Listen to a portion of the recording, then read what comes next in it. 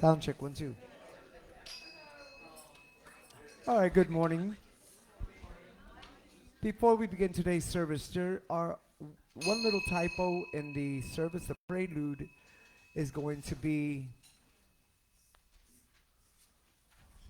108. That's why we have the gray hymnals, 108, which goes with the song that Dorothy Day loves, How Can I Keep From Singing? That's 108. Also, in the postlude, you'll see three titles that we're going to sing. Swing. That's okay. It says on the postlude, it says swing low when the saints and I want to sin. It's really I want to sing. Okay? So just whichever you want to sing is fine. It says that.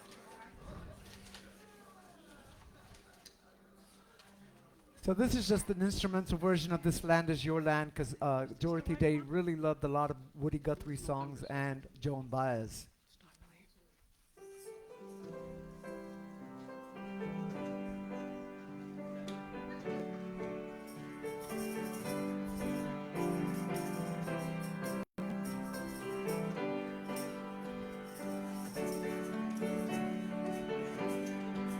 This land is your land, this land is my land, from California to the New York Island, from the Redwood Forest to the Gulf Stream waters.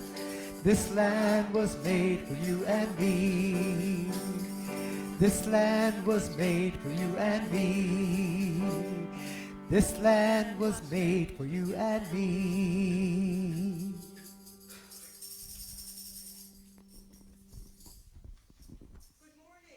Morning.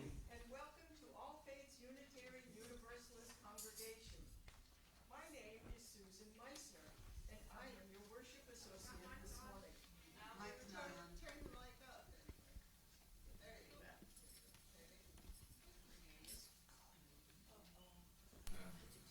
My apologies. Good morning. Good morning. And welcome to All Faiths Unitarian Universalist Congregation.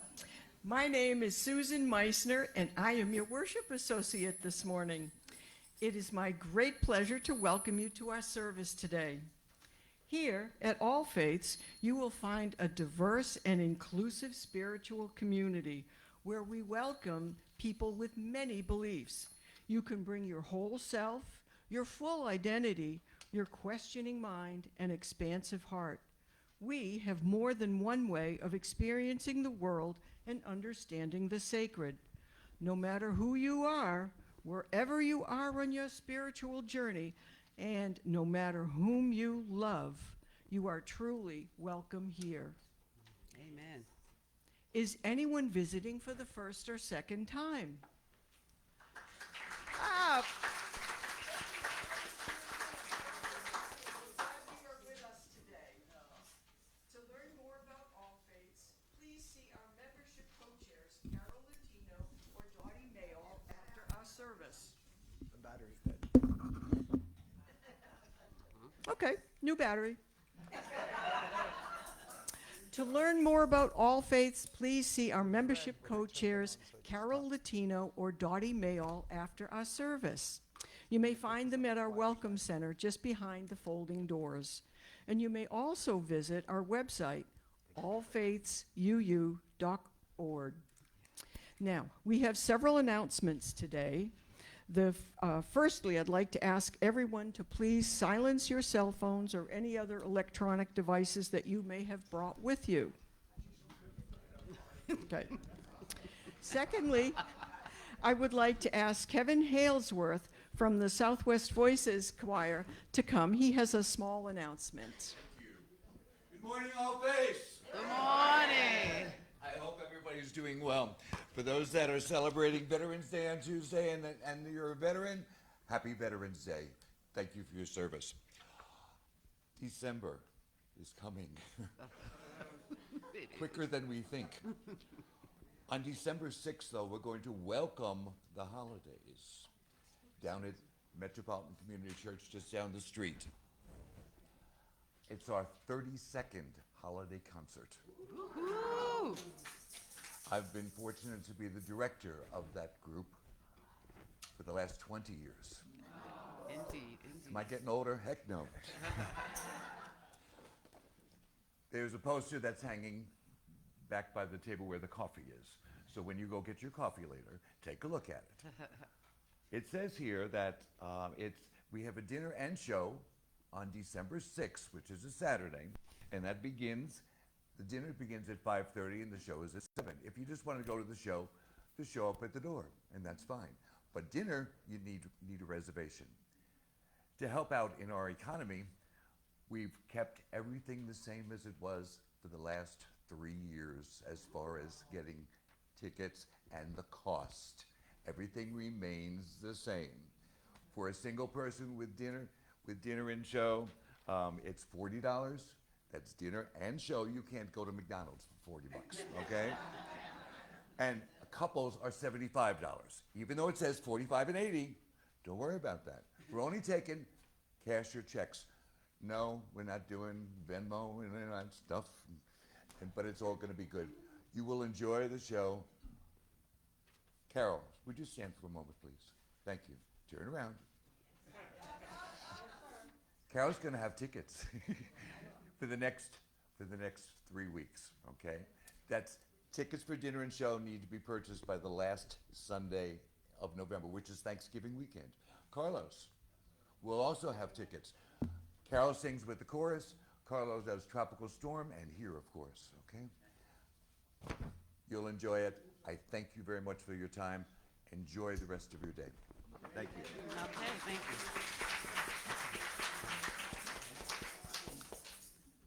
One more announcement about concerts for the holiday.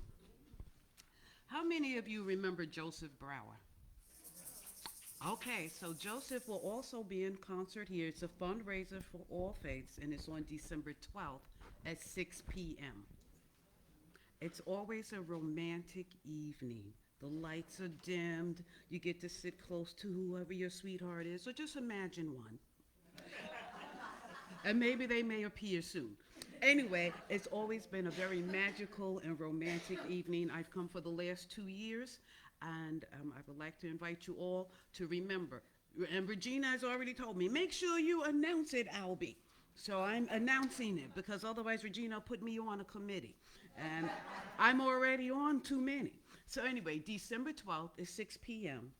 Think about it, get your little romance going, or find a nice someone and show up and enjoy a beautiful concert. He's a pianist and wonderful singer, and he used to actually be the choir director here before we had Carlos. So I think you will all enjoy a beautiful evening. So December 12th, 6 p.m., mark your calendars. Oh, thank you very much. All right.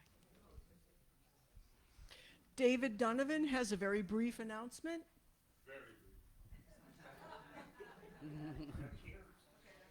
So, most of you should have found something on your seats that talk about food insecurity. There's been some concern and some interest in some of the congregants, as well as you obviously know politically there's a lot of insecurity right now, especially in Florida. So on the sheet that I passed out, there's facts of insecurity and need in Florida on the first page. On the second page is a list of all the different food pantries and resources in the area. And then I also passed out some things about the community cooperative food kitchen.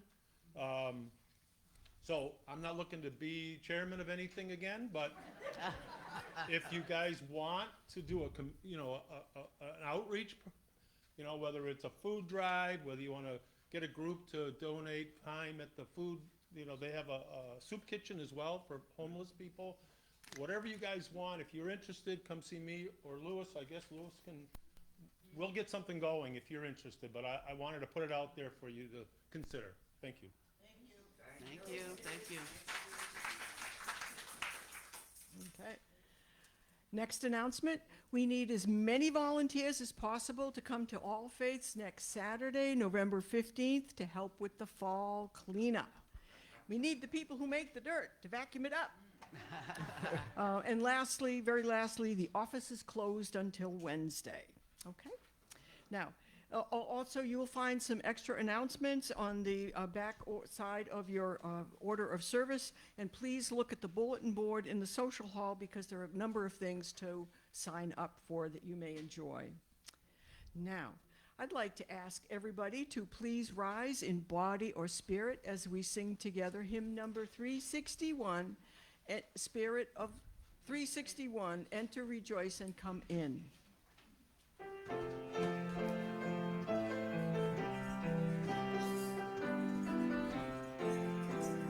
Enter, rejoice, and come in. Enter, rejoice, and come in. Today will be a joyful day. Enter, rejoice, and come in. Open your hearts, everyone. Open your hands to the song. Today will be a joyful day. Enter, rejoice, and come in. Open your hearts, everyone. Open your hearts, everyone. Today will be a joyful day. Enter, rejoice, and come in. Don't be afraid of some change. Don't be afraid of some change. Today will be a joyful day. Enter, rejoice, and come in.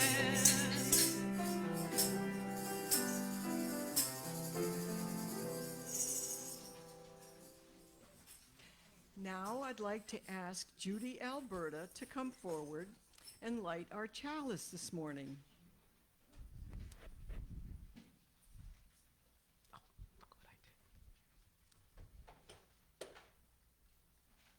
I moved it. Not even your birthday and you blew it out. Now, let's recite the words in your order of service. At times, our own light goes out and is rekindled by a spark from another person.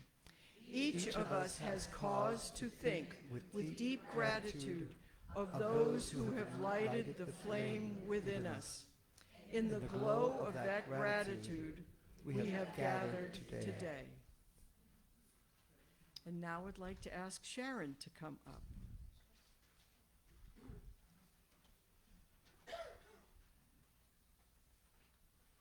Hey, Sharon. Good morning. Good morning.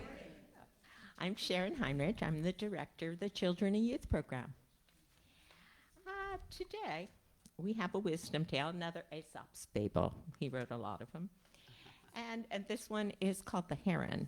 So it's about a heron. So if you can get in the mindset of a heron, and it's early morning, this heron is going to be out near the water on an early, quiet morning. And it reminds us, the story is going to help remind us of noticing small and ordinary things and to be grateful for them. Well, one fine morning, a heron waded gracefully into a sparkling, shallow stream. The water shimmered in the early morning light, and tiny ripples danced around his long, slender legs. The stream was alive with movement, little fish darting this way and that, and flashes of silver glinting like treasures beneath the surface. The heron saw the small fish swimming close by, but he turned away. Too small, he thought. I'm sure something bigger and better will come along. Well, soon a plump, shiny perch swam past, and his scales were glittering like coins in the sun. But the heron shook his head. Nope, not quite what I had in mind. I'm waiting for the perfect fish. As the sun climbed higher, the water grew warmer. One by one, the fish drifted away to the cooler, deeper parts of the stream. By midday, the stream that had been so full of life was quiet and still. The heron looked around, feeling a hollow ache in his belly. He realized that all the fish, big and small, were gone. Only then did he spot a tiny snail clinging to a rock. Gratefully, he scooped it up. As he ate, the heron thought about the small fish that had been there all along. He remembered the ways their silver scales sparkled, the way they darted joyfully through the water. He had not noticed them at the time. He was too busy looking for something else. That day, the heron learned an important truth. When we wait for something bigger and better, we miss out on what life is trying to offer us. So this story, it does remind us that each gift that we're giving, no matter how small, has a value. And that by being grateful for what we have in the moment, that we have right now, we are nurturing both our bodies and our spirit. And the other thing I thought of, how lucky for those fish that this heron waited. How joyful for them. So. And they don't even know that they should be grateful for that. But have a great day.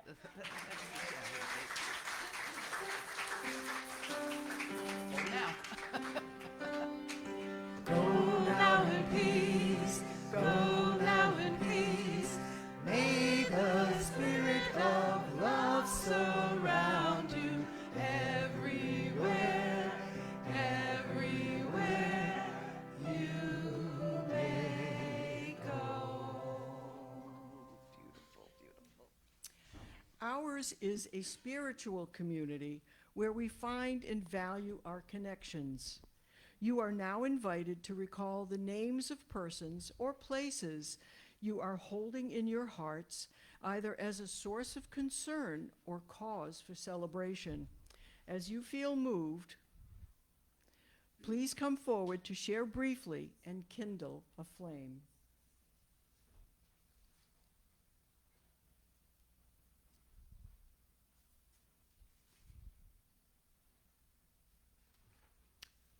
Good morning, Bo.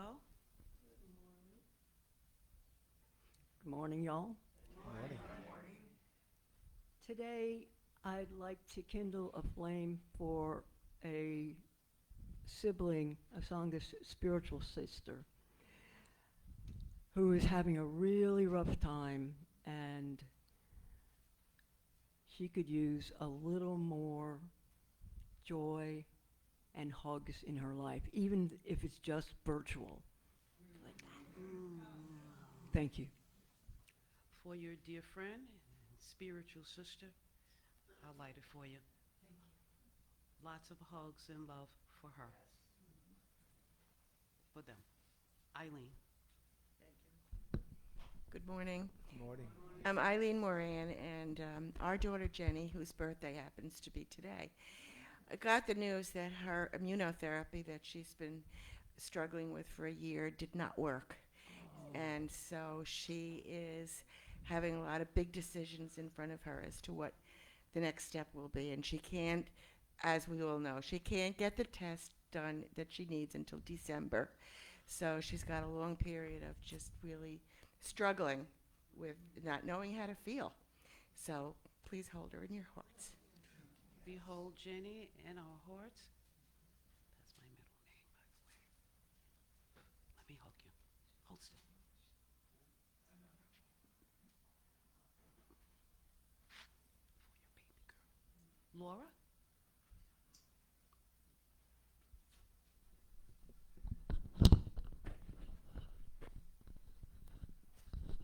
Hello, I'm Laura. Morning. Having a hard time turning Hold on, around. give me this. There you go. You ready? Turn her around. Carlos Hi. is going to help you. Thank you, Carlos. Where I live, there's a man that lives there. Talk into it. Where I live, there's a man that lives there also, and he does all the volunteer work outside in the gardens. And we need a large, like, garbage can to put all the cuttings, because he's just got a small one. And that would be appreciated with some small donations. I can bring a receipt back. Also, if we can make up some kind of flyer to get donations for the food pantry there, I know where the slot boxes are for everyone. And it'll give them the idea, let's do the right thing. So I don't know how we can get that made, but it would help. Thank you.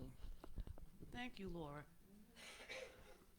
Okay, any way that we can help out, food bank or container to collect them. And outside trash.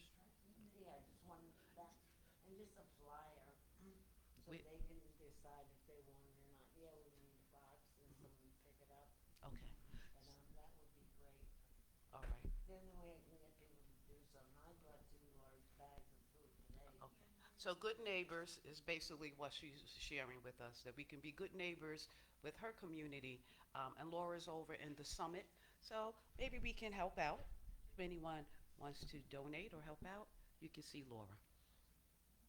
Come on, darling, come on up. This is Lisa Scroggins. Good She's one morning. of our newer members. Morning.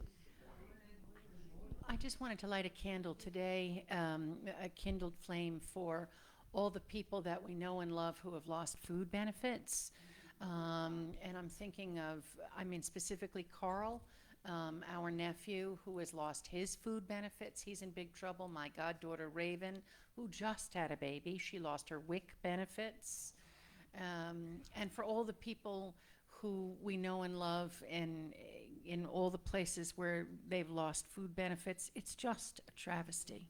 It's just a travesty. I'm not sure if people heard this, but Donald Trump said, somebody said the other day that, it was actually Barack Obama, he said, you know, Virginians, you might have lost your food benefits, but he'll save you a dance on his dance card in the White House. So I kindle a flame for all the people who have lost their critical direct benefits. I did it for you. Yes, there are a lot of people who are suffering right now. We do not want to forget about them. And the last thing that any of them need is judgment. They get enough from that from the news. But when you're hungry, or when you're tired, or homeless, it doesn't matter how much people judge you. That does not take away the fact that you are hungry, or that you do not have a place to stay, or that you may not even have enough clothing. So be generous in your donations. Be generous to help out what we saw, what was put out. It will help a great deal. And please remember to hold them in your prayers and to hold them in your heart. Linda. The Harry Chapin Food Bank in our community is a great way. Hold on 1 second. Thank you, Carlos. Thank you. Hey, good morning. The Harry Chapin Food Bank, you can donate money online, look up a phone number, reach out to them, and they'll funnel your money where it can do some good. So, Harry Chapin, repeat after me. Harry Chapin. Thank you very much. Thank you, Linda. The Gator football team.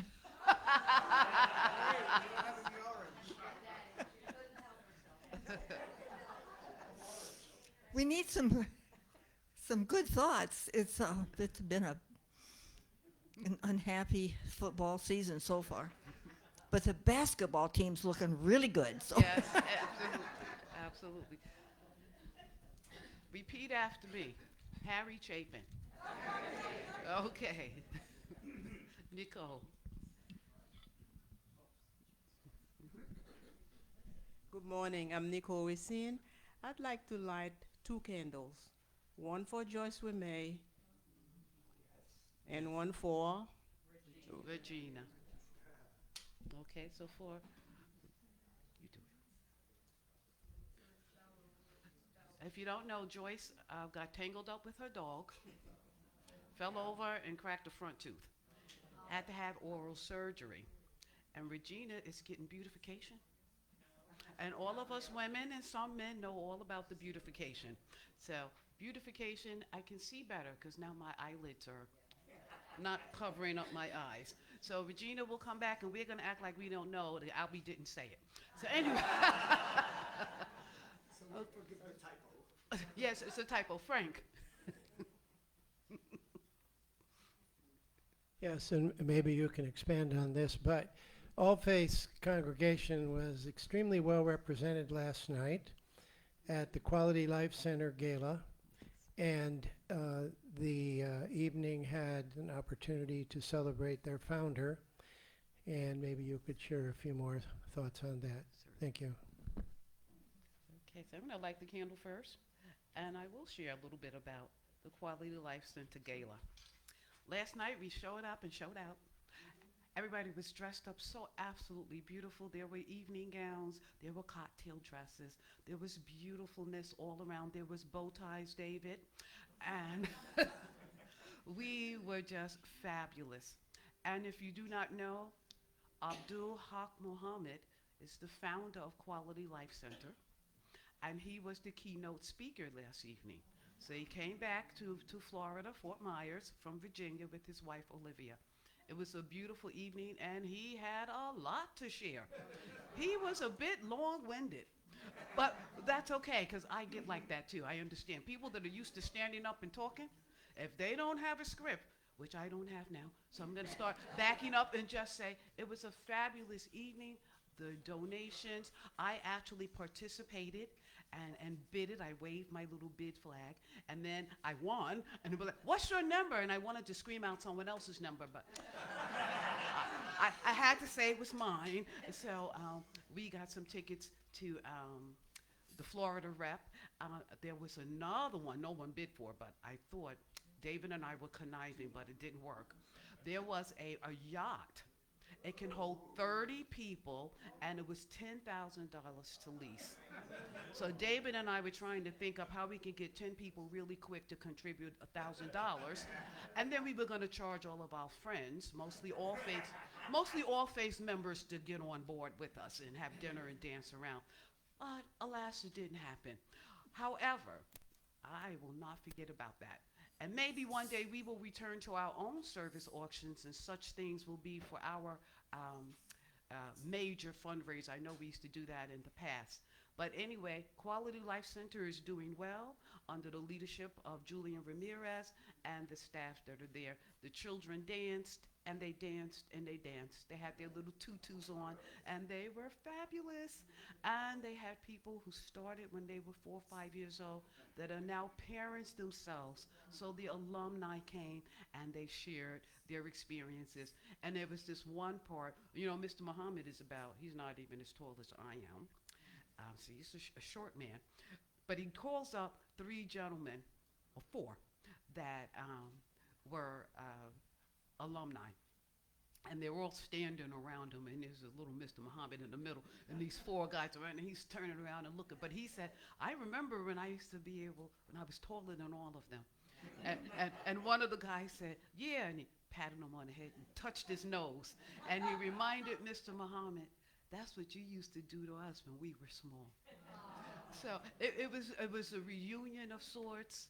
It was a wonderful affair. I'm sure that there was a lot of money that was made. And of course, we want to support a neighborhood community school in the Dunbar community. Why not Quality Life Center? For those of you who do not know, Quality Life Center used to be a bar.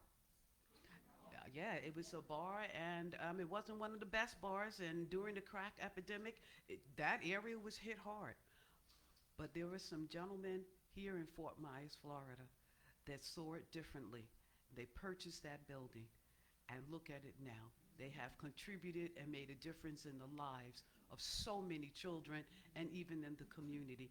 And then the people who had the opportunity to give, to uplift it, are continuing. Even Jim Nathan, it was just a wonderful affair. I'm talking too much because I don't have a script. So I'm going to stop talking and allow Susan to make me stop. Oh, okay. These names and places have been heard and honored together in this community.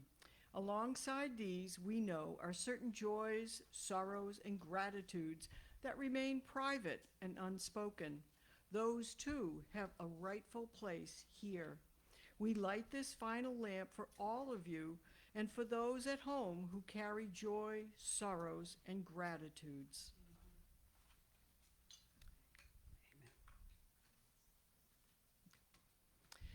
And now I'd like to ask everyone to join me for a moment of silence.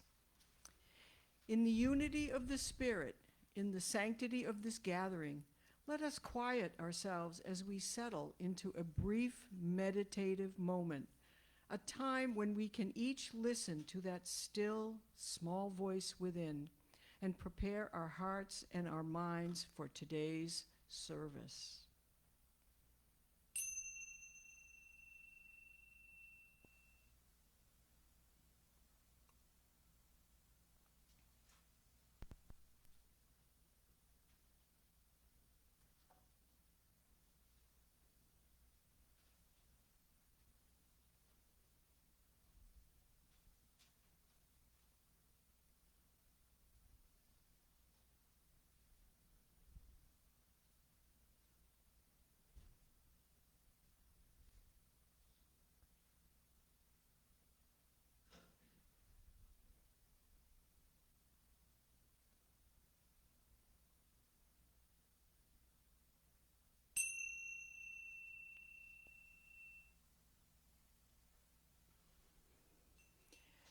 Now I'd like to ask everyone to please rise in body or spirit as we sing together hymn number 123, Spirit of Life.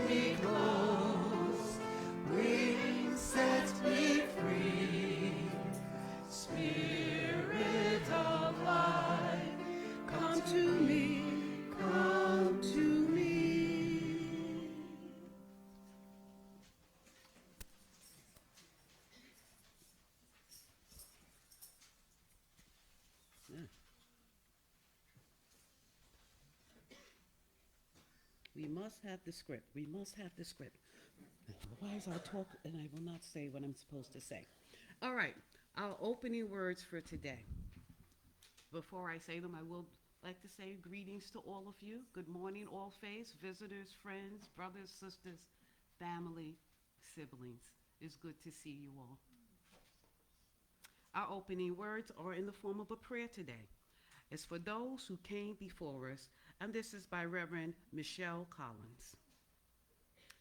Holy stillness, we sit in the shade of trees we did not plant.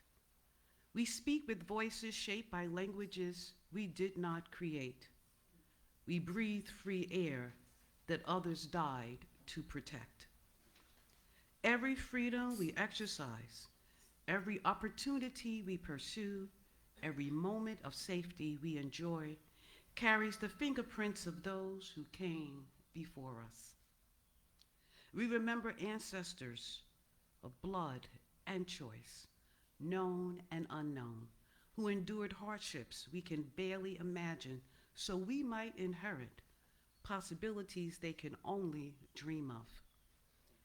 We carry forward the hopes of enslaved people who chose love over bitterness, immigrants who crossed oceans for children they would never meet, activists who planted seeds in ground too hard for them to see bloom.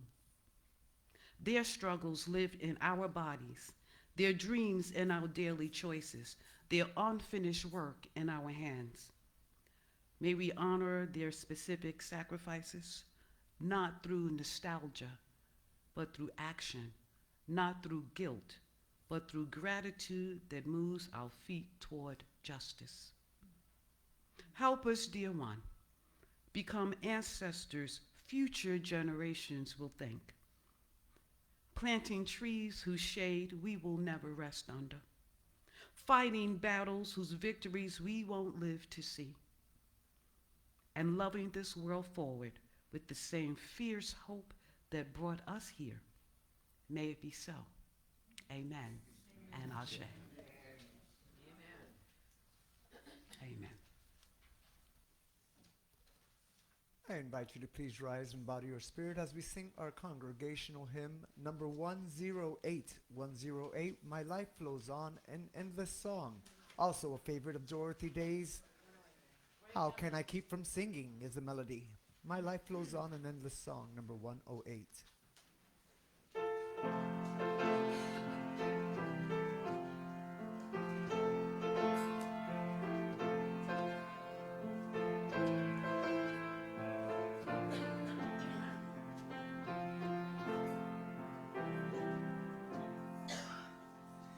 My life flows on in endless song above earth's lamentation. I hear the reel through far off hymn that hails a new creation. Through all the tumult and the strife, I hear the music ringing. It sounds in echoes in my soul.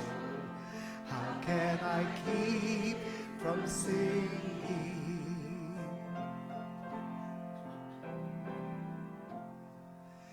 What of the tempest round me soars? I know the truth, it liveth. What though the darkness round me grows? Songs in the night it giveth. No storm can shake my inmost calm, while to the rock I'm clinging. Since love prevails in heaven's earth, how can I keep from singing?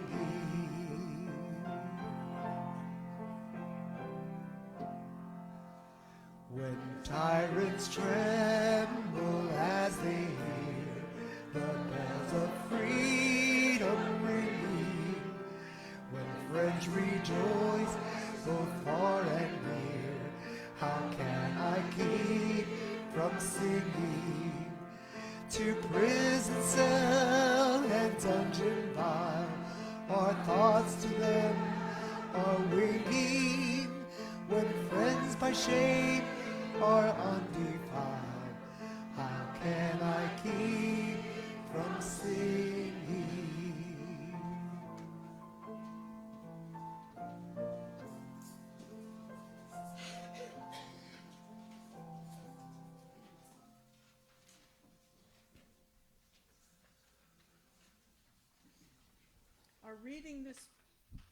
Our reading this morning is titled, We Lift Our Hearts in Gratitude.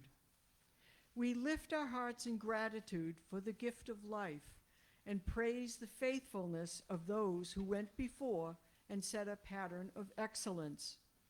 For parents whose love wrought better than they knew. For teachers whose faith in us was a blessing beyond measure.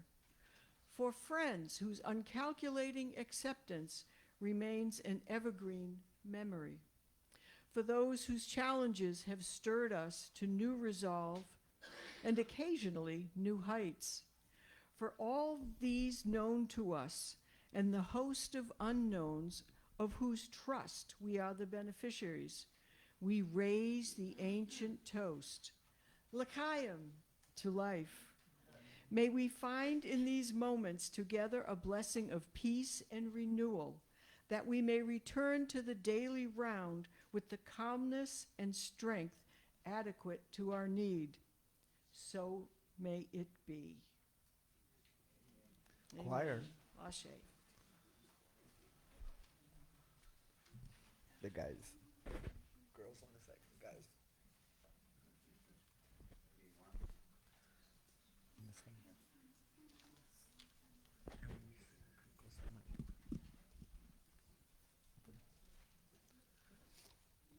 And our new member, Lisa, will be singing a solo with me. I just learned this song. And I'm a she's little singing it nervous. in Spanish.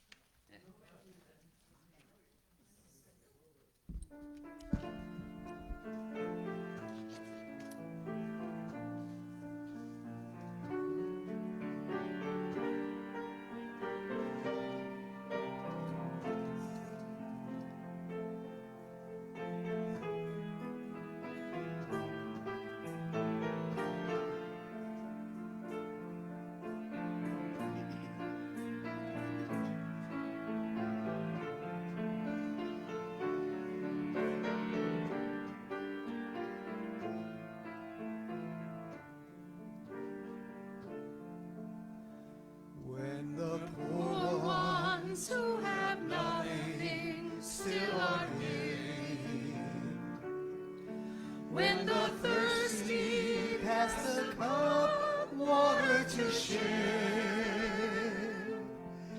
when the wounded offers others strength and healing, we see God here by our side, walking our way. We see God here by our side, walking our way.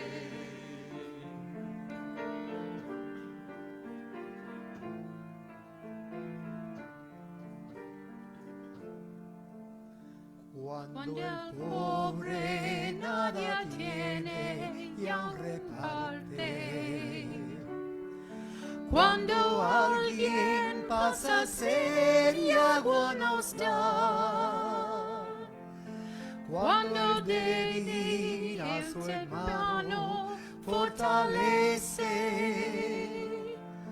ve a Dios mismo en nuestro mismo caminar, va Dios mismo en Dios mismo caminar. When compassion gives the suffering consolation, when expecting brings to pass water to share, when the wounded offer others strength and healing, we see God here by our side, walking our way. We see God here by our side, walking our way. Thank you.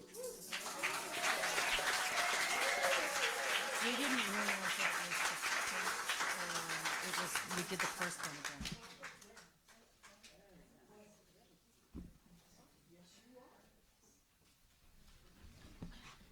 Oops.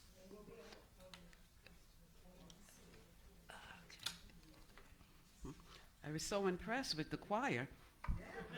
I said to Susan, am I up? She said, yes, you are. Yes, you are. Okay, this means business.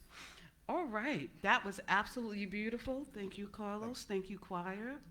Thank you, new member Lisa. Very nice. It's not so easy to sing in another language, like you know it real good. You know, but you did marvelous. Thank you all so very much. And the choir is growing. It looked kind of small there, but I assure you, it's many more. Many more. Okay, so I'm excited, and I know we had a lot of announcements, and then we had our joys and sorrows, and then we had our story and my long reading, but I'm going to finish this message. So I ask you all to please be patient. Okay, so as we've been moving through the month of November, second week, here we are. Our focus is on our monthly theme, and it is nurturing gratitude. So again, we're going to reflect on ancestors just like we did last week. It took me to preparing this message where I realized, oh, I'm talking about a lot of people this month. So last week we did the Johnson brothers, who we know wrote Lift Every Voice and Sing, and we also did Leonard Cohen's Hallelujah. So this week, I'm going to condense it a little bit so we can get to the meat of it. We're going to talk about Dorothy Day. So, let's see. When we look back to those who came before us and what they have left for us, which is often something that we like to call legacy. In fact, there may be some of you right now, some of you here today, who are inheritors of legacies that have been left behind. Perhaps it was money, maybe property or real estate, maybe some precious metals or fine jewelry and art. These gifts are tangible. We can sense them from the majority of our five senses, right? We can see them, we can feel them, we can smell them, because yeah, even money has a smell. I can smell the long green, and I know you all can too. I'm like, I smell money. And we don't talk about it, but we know that smell well. Yeah, we do. So yeah, we can actually experience a lot of these gifts or legacies with our five senses. Those are the tangible ones. But there are also intangible legacies that we inherit. These type of legacy gifts are not as evident as the tangible, and they're often a consequence of sacrifice. They're offerings that can't be held or measured, that they have the power to shape our lives, even our relationships and our communities in the most profound ways.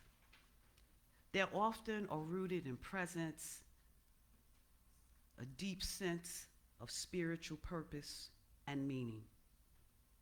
So like I said last week, we talked about poets, songwriters, and composers who left an indelible mark on our lives. That, as you know, they became legacies. They're combining both the tangible and the intangible because they wrote and they sang. You can't really see a song, but you can certainly hear a song. So they had kind of both of them. Gifts that have and will continue throughout generations to come. And like I said, today we're going to continue with this as we nurture gratitude, but this time we're going to do it through the lens of sacrifice, legacy, and sainthood. And with a little nod and a wink. I have trouble trying to do it. In my mind, it was going to be a wonderful thing. I was going to do it for you. But now I'm like, wink, nod, too much. So anyway, with a little wink and a nod to the question, who are the saints and why are they saints and how come only some people can be saints? Interesting questions. Well, I'm excited to talk about it. So I'm going to introduce to you and present to others Dorothy Day, a lay Catholic woman on the road to sainthood. I know, right? I was like, ooh, Dorothy Day, let's talk about her. Well, Dorothy Day, being a Catholic and on the road to sainthood, clearly is Christian, right? She has passed away, so she is the late Dorothy Day. And she had favorite scriptures. Her favorites were the Sermon on the Mount. And if you know anything about the Sermon on the Mount, we think, oh, that's not much, but yes, it is. It's 3 chapters, 5, 6, and 7 in Matthew. So, of course, you don't want me to do all of that, and I don't want to do it either. So I'm just going to give you the Beatitudes, because I think most of us may remember the Beatitudes or have an idea or heard the word or something like that. So there are 10 of them. I'm going to go through them really quick, and I'm going to start right now. So here we go. And seeing the multitudes, this is Jesus, he went up on a mountain and he was seated. His disciples came to him. Then he opened his mouth and taught them, saying, Blessed are the poor in spirit, for theirs is the kingdom of heaven. Blessed are those who mourn, for they shall be comforted. Blessed are the meek, for they shall inherit the earth. Blessed are those who hunger and thirst for righteousness, for they shall be filled.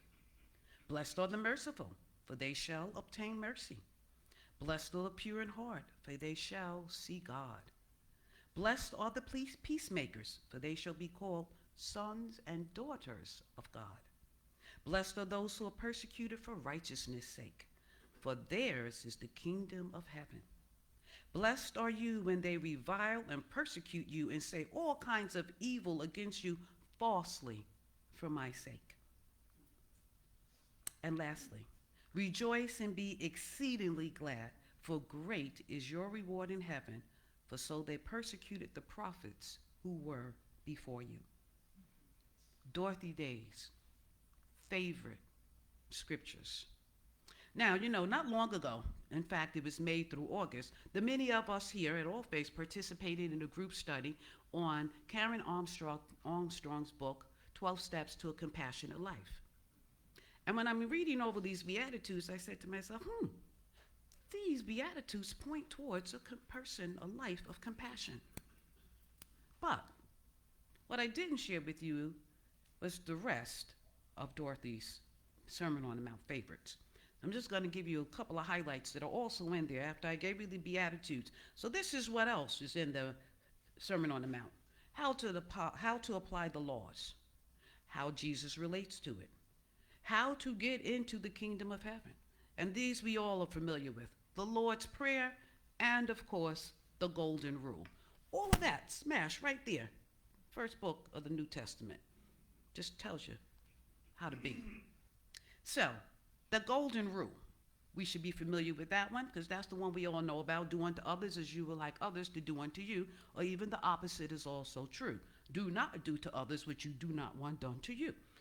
All right, so it's kind of hard to mess that one up. And either way you say it, either way, forward, back, do, don't, you know. All right? Well, for Dorothy Day, that was the challenge. It was a mantle and a calling of her life. In fact, research indicates that Dorothy Day's legacy was radical. She was the embodiment of the Sermon on the Mount. So is there any wonder why she is on the path to sainthood? But as they say, because she was a radical, she was no saint.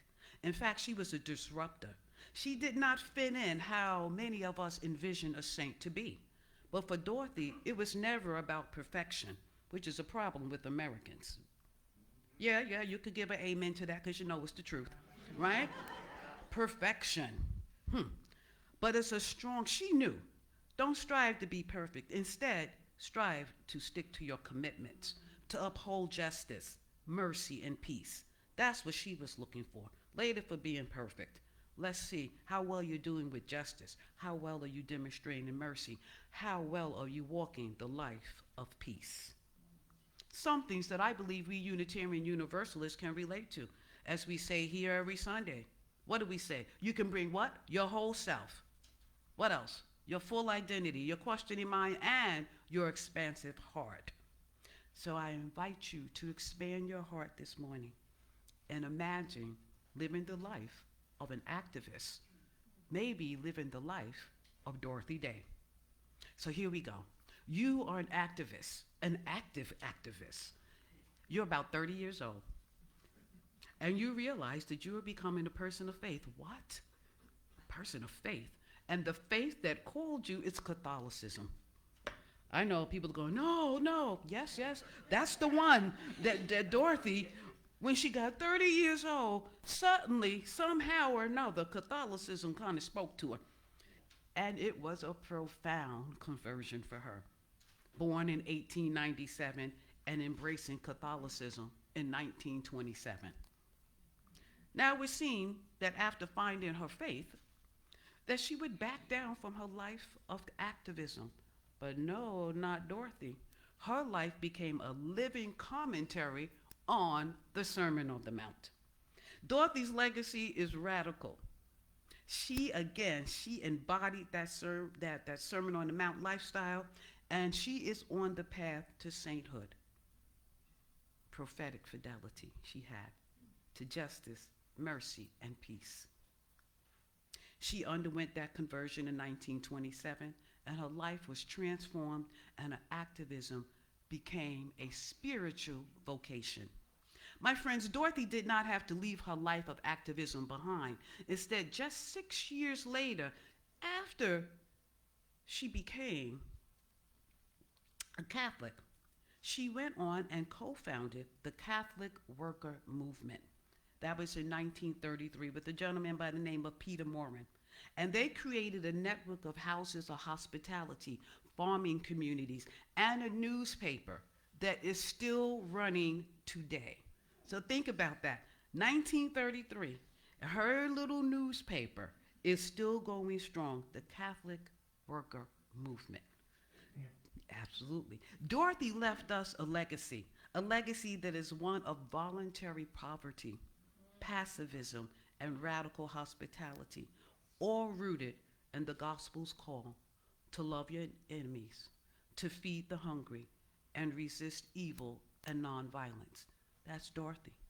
Do you know Dorothy famously said, "Don't call me a saint. I don't want to be dismissed that easily." Ha ha. This was Dorothy, okay, born back in 1897. Don't be calling me a saint. You're not just going to say I did all of this stuff because I'm a saint. You see, she let you know I am much more than these labels that you can put on me. She was not having it. Yet, the United States Conference of Catholic Bishops said, "Oh yes, we don't care what you say, Dorothy." So in 2012, her canonization was formally endorsed by them. And Pope Francis praised her before Congress on September 24th and 2015. And this is some of the things she said. Great Americans like Abraham Lincoln, Martin Luther King, and Dorothy Day and Thomas Merton, right? Abraham Lincoln, Martin Luther King, Thomas Merton, oh yeah, and Dorothy Day, the Pope, decided, I'm gonna call her out. And then he went on, kind of bragging about her. In these times when social concerns are so important, I cannot fail to mention the servant of God, Dorothy Day, who founded the Catholic worker movement. Her social activism, her passion for justice, and for the cause of the oppressed were inspired by the gospel, her faith, and the example of the saints. He didn't stop there. He went on, he said, and a nation can be considered great when it defends liberty, as Lincoln did, when it fosters culture which enables people to dream of full rights for all their brothers and sisters, as Martin Luther King Jr. sought to do, and when it strives for justice in the cause of the oppressed, as Dorothy Day did. And by her tireless work, he goes on talking about Dorothy, the fruit of faith which becomes dialogue and sows peace in the contemplative style of Thomas Merton. He finally brings him in. So we look at the life of Dorothy Day, of voluntary poverty, of radical politics. The Catholic worker first began by setting up urban houses of hospitality, sheltering the poor and feeding, sheltering the poor and feeding those who are hungry. So Dorothy is on the road. But what sets her apart from those other notable Americans that were mentioned by Pope Francis? Well, let's take a look at that. She talked about Lincoln, she talked about Martin, she talked about Merton. Well, prior to her conversion to Catholicism, Dorothy Day had an abortion. Hold your breath. Now release it. And her novel, The 11th Virgin, she describes her character having an abortion and then being deserted by her partner afterwards. That was indeed Dorothy Day's own personal experience. She wrote about it. And that was in 1919, and I can't help but think Good Out and Push. I don't know where that came from, but I must have heard it when I was younger. And when somebody has an old car, they go, oh, that's a 1919, Get Out and Push. And every time I think of those numbers, that pops into my mind. So anyway, I thought I'd share it with you. So 1919, when Dorothy was 22 years old, that happened. She had the abortion. And she doubted that she would ever get pregnant again. And she refers to this fear in another book that she wrote that was called The Long Loneliness. Dorothy got sick after that abortion. She had pelvic sepsis. Obviously, it was illegal, possibly unsterile procedure. It was not unusual back in those days. Consequently, her fallopian tubes became obstructed, and she thought that maybe I'm now sterile. She rarely wrote about it, but she was profoundly remorseful of her lifestyle before her conversion. Clearly, it was not the life of perfection. So at this point, the main difference between her and the other notables, again, that's Lincoln, Merton, who else? And Martin Luther King. Make sure you're staying with me. Thank you, thank you. So it was definitely not perfection, because she wasn't perfect. So the main difference is what? that they were men and that she was not? Well, let's see. Let's talk a little bit about Lincoln. Maybe he can become a saint. Lincoln never really identified as a man of faith, although he was raised a Baptist like myself. Yet Lincoln himself stated in 1846, "I am not a member of any Christian church, but have never denied the truth of the scriptures." Basically, it is fair to say, in my opinion, that Abraham Lincoln had not been canonized because he never formally identified as a Christian. He didn't belong to a church, even though he was raised as a Baptist. His faith was more personal. It was inside.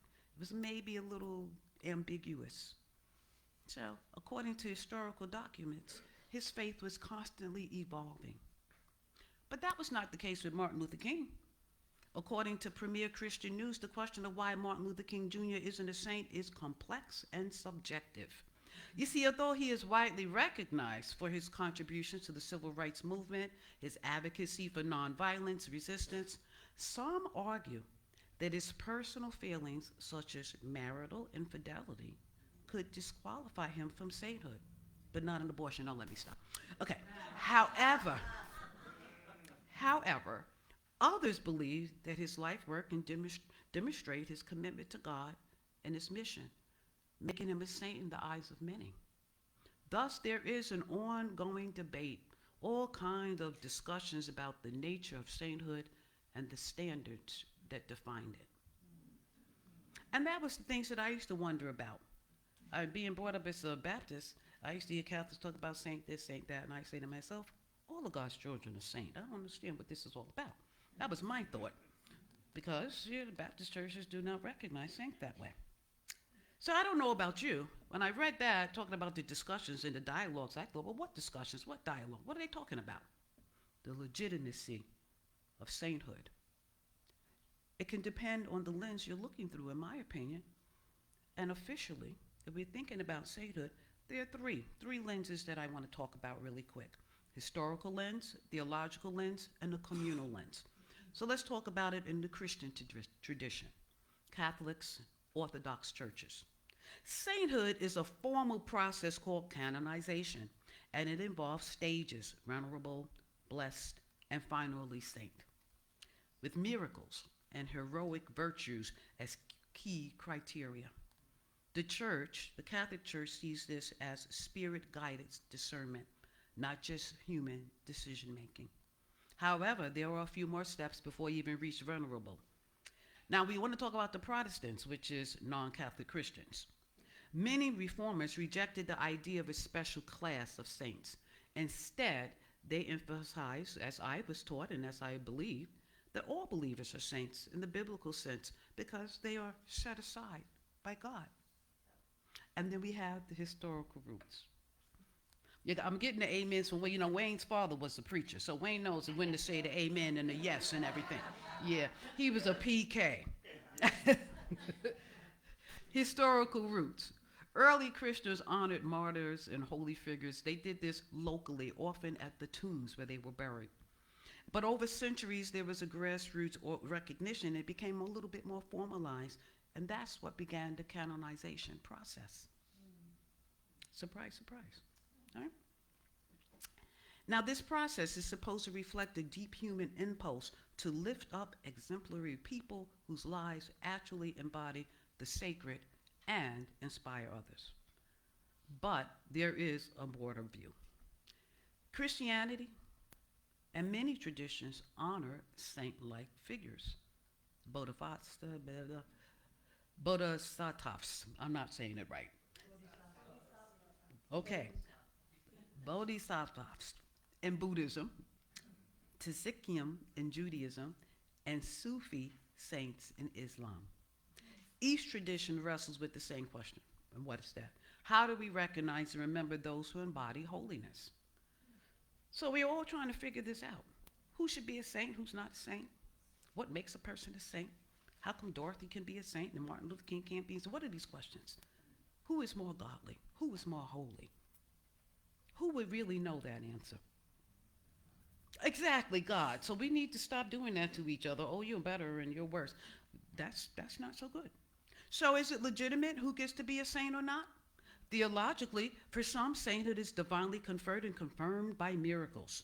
Communally, it's symbolic act of storytelling where we name those whose lives became touchstones of faith, justice, and love, like a Martin Luther King. Critically, we might get to arguing because it risks creating hierarchies of holiness. Like I was just saying, well, you're more holy than this person, blah, blah, blah. So if this person prays for me, or if I pray to this particular saint, then God's going to answer my, so as if God is not above all of that. So, critically, some argue it risks creating hierarchies of holiness, privileging a few while overlooking the everyday sacredness of ordinary lives. So friends, in my humble opinion, no person is perfect, therefore they will fall down many times. As the poet Portia Nelson wrote in her autobiography. I don't know if you know about Portia, but listen to this. She wrote an autobiography, 5 short chapters, and she calls it, There's a Hole in My Sidewalk. Now you know what I'm talking about. I'm going to go through the chapters real quick. Chapter 1, I'm walking down the street. There's a deep hole in the sidewalk. I fall in. I'm lost. I'm helpless. It's not my fault. And it takes me forever to get out of that hole. That was chapter 1. Chapter 2, I walk down the street. There's this deep hole in the sidewalk. I pretend I don't see it. I fall in again. I can't believe I'm in the same place, but it isn't my fault. It takes me a long time to get out. Chapter 3, I walk down the street. There's a deep hole in the sidewalk. I see it there. I still fall in. It's a habit, but my eyes are open.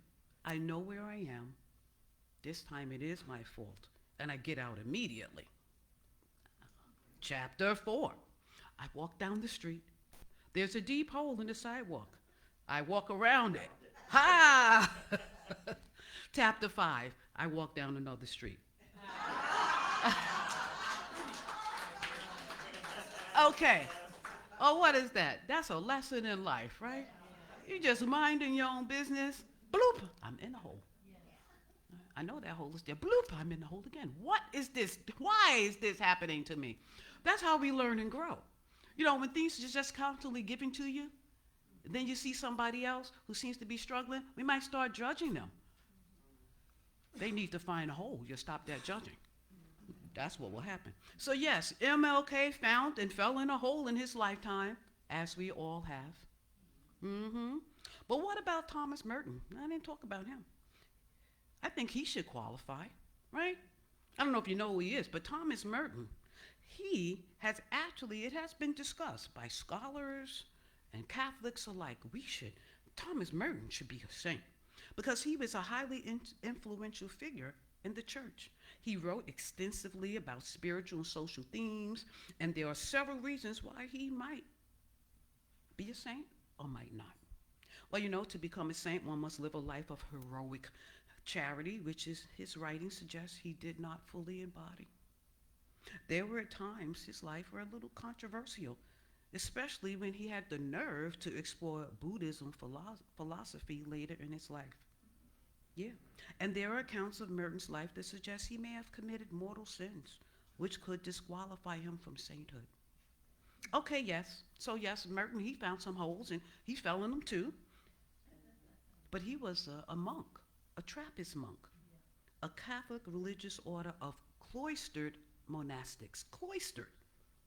Now, it seems to me, as a cloistered monastic monk, that he would be on the path. I mean, what other path are you on in the cloistered world, right? As a Trappist monk, he was a prolific writer, a prominent figure in discussions about spirituality, interfaith understanding. His writings reflected all kinds of deep commitments to faith, particularly in his works on spirituality, social justice, and for his belief in nonviolence. But personally, I believe it may be his exploration of other faiths through various religious traditions that made him a significant spiritual leader of his time, but knocked him off the path of sainthood. You went over there, and this is where you should be. You see? The hierarchies. If you do it this way, and you're in this church, or you walk with this person, then this is the right way. But not Dorothy. She had an abortion, but it was prior to her embracing Catholicism, so she got a pass. And when she did, her interpretations and commitment to living the Sermon on the Mount was uncompromising. In fact, Dorothy saw it as a manifesto for Christian living, not a metaphor, which is what a lot of us do when we read the Bible, but a mandate. She wrote, quote, "Our manifesto is the Sermon on the Mount, which means that we will try to be peacemakers daily, hourly, and to pray for an end to war," end quote. So to speak of Dorothy Day's legacy is to speak of a revolution of the heart. Her sainthood, if recognized, would not canonize comfort, but challenge it. It would affirm that holiness found in soup kitchens, jail cells, and protest lines, that's where it is. It would declare that the Sermon on the Mount is not an ideal, instead a blueprint of a life of sacrifice. I believe that Dorothy resonates deeply with our Unitarian Universalist values, especially through her radical commitment to justice, peace, and the sacred dignity of every person, even though she remained firmly a Catholic. So while Dorothy Day was not a Unitarian Universalist as we are, her life and her legacy have been embraced by many Unitarian Universalists. As a matter of fact, in the Unitarian Universalist Association, we honor her as a spiritual activist whose work exemplifies core UU principles such as the inherent worth and dignity of every person, justice, equity, and compassion in human relations, and the interdependent web of all existence. So we share with Dorothy radical hospitality and justice, pacifism and nonviolence, spiritual activism. For me, Dorothy is like a bridge between traditions, and her life invites interfaith reflection. She has a fierce love for the poor, and she has critiques of capitalism, just as many you use. And her devotion to mercy and community challenged both Catholics and UUs to deepen their spiritual commitments. I saw an interview, of course, when you talk about a person, you tend to do research on them, so I was looking at videos of Dorothy Day being interviewed. And there was this one part where she's asked the question, what do you think is the problem with America? Now you gotta know, this was almost 100 years ago. Dorothy said, the problem lies with spiritual grounding. Somehow or another, people have got away from that do unto others, if you would have others to do unto me. Empathy has become a bad word, right? Being awake to what's going on has now been wokeism, which has become a bad word. Dorothy's like, what in the world? If she's probably rolling around right now. Just what is happening in the America that I love? Why? Dorothy is considered a Unitarian Universalist ancestor. Not because she shares UU theology, but because she embodies UU ethics in action. Dorothy is actively in the process of canonization in the Roman Catholic Church. She is currently recognized as a servant of God, and her cause is progressing through the Vatican. So let me tell you where she's at now, because I'm just watching this and I'm thinking, will I be alive? And it takes a long time. I don't know if I would live to see it. I'm like, where's Mother Teresa and all this? But that's a different person. But okay, so this is where she's at. A relator was appointed in late 2023, tasked with compiling, this is a nice Latin or Italian word, I don't know how to say, Positio, Positio, which is a comprehensive report on her life and her virtues. Once that is completed and approved, the church may then finally declare as venerable, and then beatification, and that requires a miracle, and finally canonization, which requires a second miracle. So she is almost at the venerable, so they're going to research her life. So many of us here are former Catholics and may desire to help Dorothy. Dorothy has a guild, the Dorothy Day Guild, and it continues to promote her cause. inviting people to pray for her, to intercede, and report any favors or miracles attributed to her. Somebody has to come up. She did this, she healed that, whatever it is. But we need those miracles now. Her guild hosts events and publish updates on her canonization process. So if you're more interested to see where she is in the process, Dorothy Day Guild, take a look. Now about nurturing gratitude, which is our monthly thing. And then I'm closing. In her diaries, Dorothy reflected on the duty of delight. She called her service the duty of delight, a phrase she borrowed from the theologian William Law, and she made it her own. So even during suffering, she found reasons to give thanks for her community, for the Eucharist, for the resilience of the human spirit. But she had a gritty type of gratitude. It didn't seem to be a pretty, no, thank you so very much. That wasn't her way. She was gritty because she couldn't ignore the injustices. So she responded to it with hospitality and hope. But she was not going to ignore the injustice. She had something to say.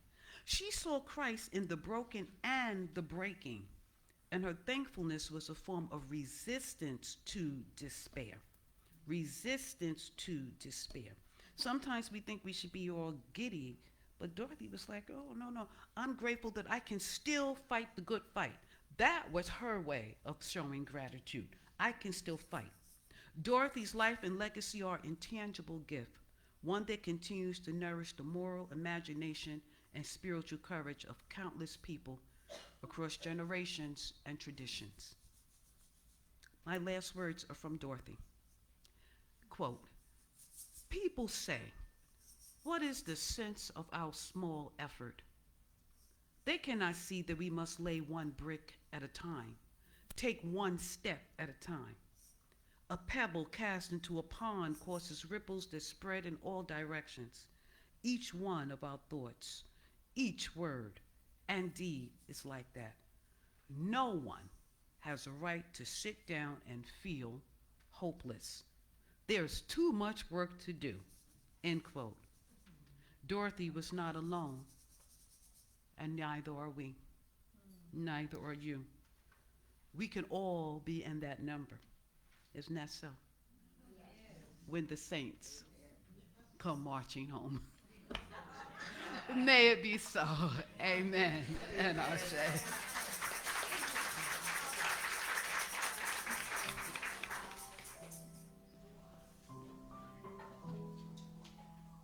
No. I like that song. Oh. Thank you. Dorothy Day.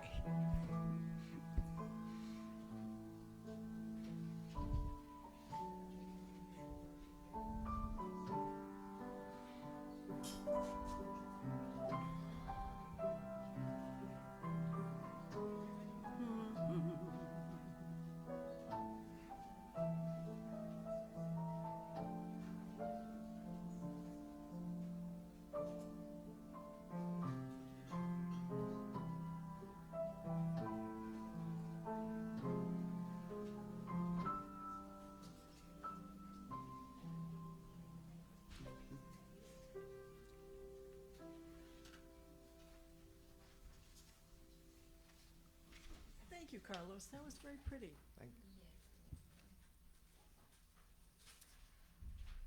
I have a funny little ha-ha because laughter makes us Generous.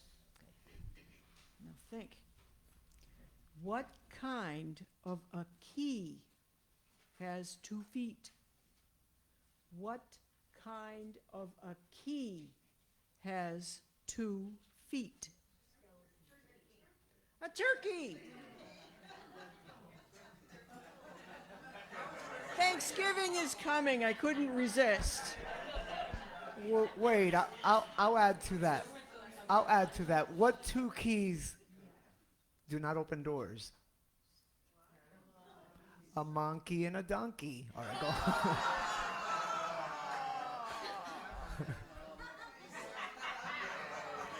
That was good. A key. What has 8 wheels and flies, Carlos? A garbage truck on Monday after Thanksgiving. Okay. We appreciate your generous donations, which support our inspiring services, our dedicated staff, beautiful facilities, interesting activities, and social justice outreach at All Faiths. We invite our visitors to place their completed visitor cards in the offertory baskets. Live streamers, please mail your checks or visit our website at allfaithsuu.org. Our offering will now be taken and gratefully received. Choir. We're going to sing Shall We Gather at the River. There's words in the back of the order of service for the chorus part.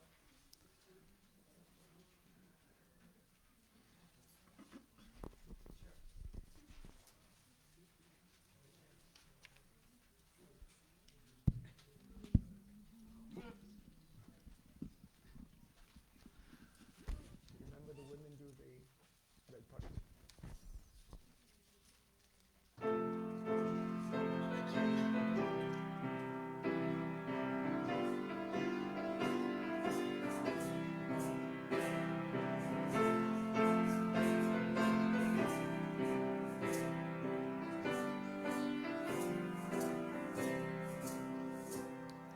Shall we gather at the river where bright angels' feet have trod, with its crystal tide forever flowing by the throne of God? Join us.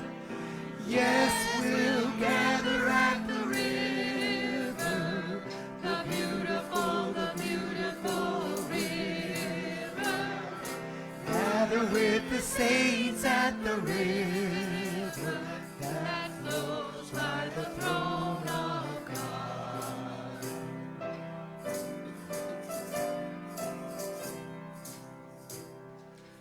On the margin of the river, washing up its silver spray, we will walk and worship ever, oh, the happy golden day. Yes, we'll gather at the river, the beautiful river. Gather with the saints at the river that flows by the throne of God.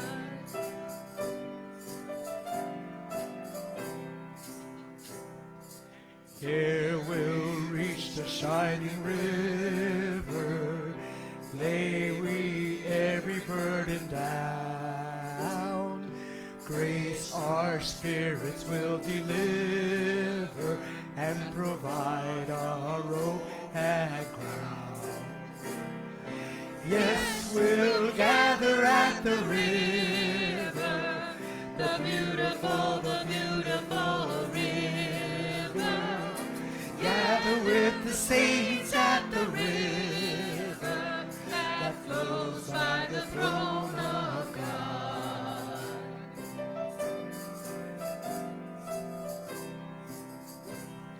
Soon we'll reach the shining river, soon our pilgrimage will cease, soon our happy hearts will quiver with the melody of peace. Yes, we'll gather at the river, the beautiful river. Gather with the saints at the river that flows by the throne of God. One last time. Yes, we'll gather at the river, the beautiful river. Gather with the saints at the river that flows by the throne of God. Thank you. right, choir. That was beautiful, absolutely beautiful. Well, guess what is going to happen on Tuesday? It's Veterans Day. That's right, it is Veterans Day. So before we close, let us honor those who served. To our brave brothers, sisters, and siblings who have honored this country in military service. It's roll call, y'all. Please rise when you hear your branch. Air Force, let me see you stand. Thank you, thank you. Army, come on now, Army, there you are. Thank you, thank you, thank you. Stay up, all of you, stay up. Come on, Air Force, don't be by yourself, stay, yes. Here we go, Coast Guard, where are our Coast Guards? All right, Marine Corps, there we got a hand. Yes, thank you, thank you, thank you. National Guard. Okay, going on. Navy, our water boys and girls. What about the reservists? All right. Now, for all of you whose sons, daughters, fathers, moms, aunties may have served, I got that one. No need to call out. All of you, families, you know who served in your family. Stand, honor them. If they can't be here, stand, let me see you. Space Force, the last journey. There we are. I stand for my grandfather. I stand for my children. And I stand in honor of all of you who have served, all your family members who have served, all your friends who have served. Your bravery, your dedication, your selflessness are an inspiration to us all. Thank you for your service and for being our heroes and our sheroes. Your sacrifices will never be forgotten. So now let us sing together.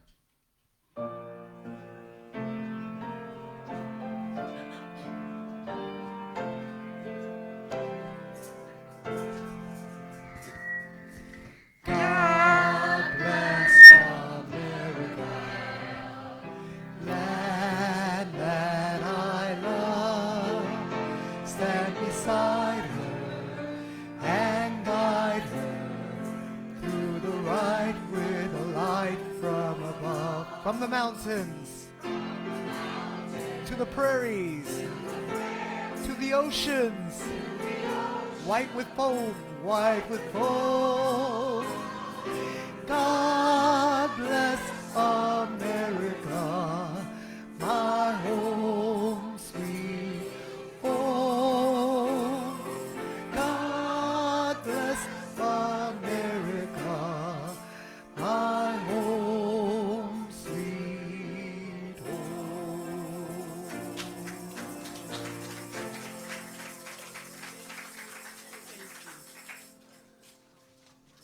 And choir.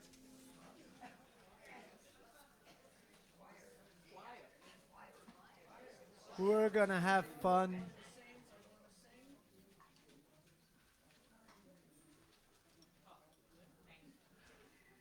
Any part you know, please sing along.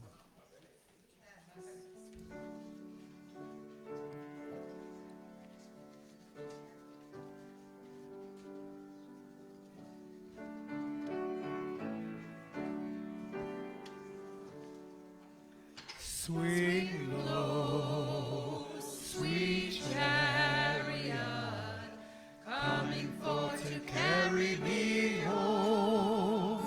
Swing low, sweet chariot, coming forth to carry me home. When the saints go marching in, oh, when the saints go marching in, I wanna be in that number. When the saints go marching in,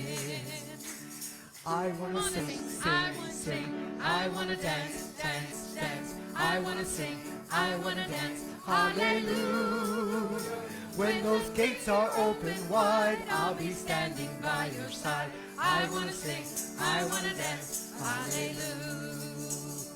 Men, ready? Here we go, men. Swing low, sweet chariot, coming forth to carry me home. Swing low, sweet chariot, coming forth to carry me home. Swing low, sweet altos. Oh, when the saints go home, swing low, sweet chariot, coming forth to carry me home. Swing I wanna sing, sing, sing. I wanna dance, dance, dance. I wanna sing, I wanna dance. Hallelujah. Swing When the seats are open low, wide, I'll be standing by your side. I wanna sing, I wanna dance. Hallelujah. swing low, Swing low, sweet chariot. I The wanna sing, saints I go wanna dance. marching in. I wanna be in that number when the saints go marching in. One more time. When the saints go marching in, oh, when the saints go marching in, oh Lord, I want to be in that number when the saints go marching in.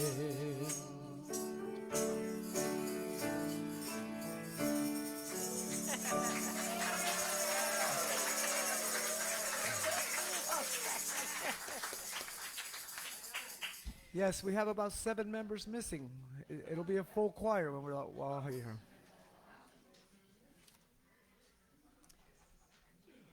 We'd like to thank Alberita Johnson for her inspiring message this morning. Woo. We'd like to thank Sharon Heinrich, who with our Children and Youth Program Directory, that was a lovely fable, the All Voices Choir, and our music director, Carlos Garcia. And we'd like to thank everyone who contributed to our services this morning. Thank you, Carlos. Thank you, everyone. And lastly, I'd like to invite Judy Alberta to come forward and extinguish our chalice. And please join in reciting the words in your order of service. We extinguish this flame, but not the light of truth, the warmth of community, or the fire of commitment.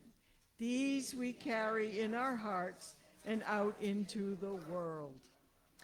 Now that today's service has ended, please join us for coffee, cookies, and conversation in our social hall, and we look forward to seeing you all next Sunday. Until then.